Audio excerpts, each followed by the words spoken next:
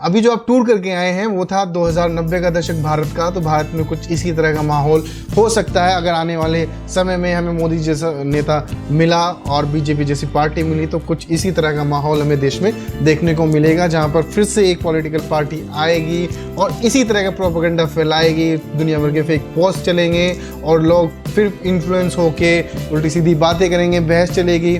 तो मैं आपको बता दूं कि ऐसा ही कुछ माहौल आज क्रिएट किया जा रहा है 70 साल बाद आज़ादी के, जब दो नेता जिनमें गहरी दोस्ती थी, जैसे कि आज मोदी जी और अमित शाह में है, वैसी गहरी दोस्ती थी नेहरू और पटेल में, लेकिन उनके नाम को जिस तरीके से तोड़ मरोड़ कर उनमें का मनमुटाव दिखाया जा रहा है वो बिल्कुल वाकई में सही नहीं है। आपको नेहरू के बारे में जानना है तो बहुत सारी किताबें हैं, जानिए उस महापुरुष के बारे में।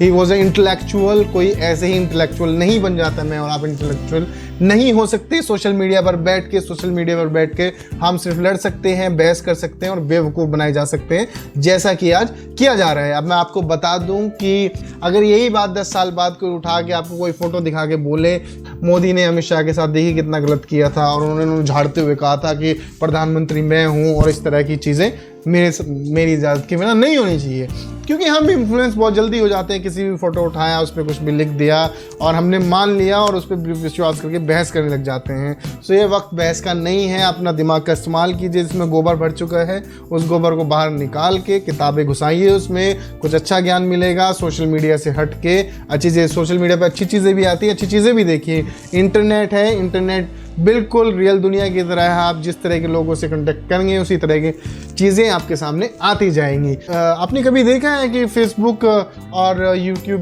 बड़े स्मार्ट तरीके से काम करते हैं? आप जिस तरह का कंटेंट देखते हैं आपको उसी तरह की चीज़ें परोसती जाती है। ऐसा ही रियल लाइफ में होता है, आप जिस तरह के लोगों के साथ रहते हैं आपको उसी तरह की हैबिट होती जाती है।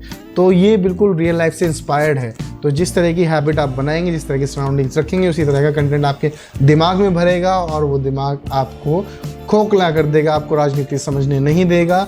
और आखिर में क्या होगा, ये दंगे जो होते हैं ये कभी होते नहीं हैं, हमेशा प्लान किए जाते हैं। चाहे वो पुराने दंगे हों, चाहे वो नए दंगे हों, हमेशा प्लान किए जाते हैं। तो देश में ऐसा ना हो, इसीलिए हमें इन सब चीज़ों को अवॉइड करना चाहिए। और साथ ही साथ मैं आपको बताऊं कि हमेशा प्रोग्रेस की बात करें, हमें जिसको आपने वोट दिया उससे क्वेश्चन करें, उससे डरे नहीं। क्वेश्चन करना बहुत ज़रूरी है, हमारा अधिकार है। आप जब किसी को वोट देते हैं आप एक अधिकार पा लेते हैं उससे क्वेश्चन करने का, और ये बहुत ज़रूरी है। हमारे मतभेद होने चाहिए, हमें ऑब्जेक्शन होना चाहिए, बिल्कुल होना चाहिए। हम हर जगह सहमत नहीं हो सकते, हर जगह आप अपने घर में भी सहमत नहीं होते हैं तो आप देश में कैसे सहमत हो सकते हैं जहाँ 130 करोड़ लोग हैं। तो ऐसे में जब आपकी जिम्मेदारी बनती है, सवाल पूछिए। आपने जिसको वोट दिया उससे सवाल पूछिए, जिसको वोट नहीं दिया उससे सवाल मत पूछिए, जिसको पावर में है उससे सवाल पूछिए। जब आप ऑफिस में जाते हैं तो आपके अपने कर्मचारी से जो पानी पिलाने वाला होता है उससे पूछते हैं कि तूने मेल की कि नहीं की, अपने मैनेजर से पूछते हैं तूने झाड़ू लगाया कि नहीं लगाया। नहीं ना, जिसका जो काम है उसी से पूछा जाता है। विपक्ष का काम होता है सवाल पूछना, विपक्ष सवाल पूछता है।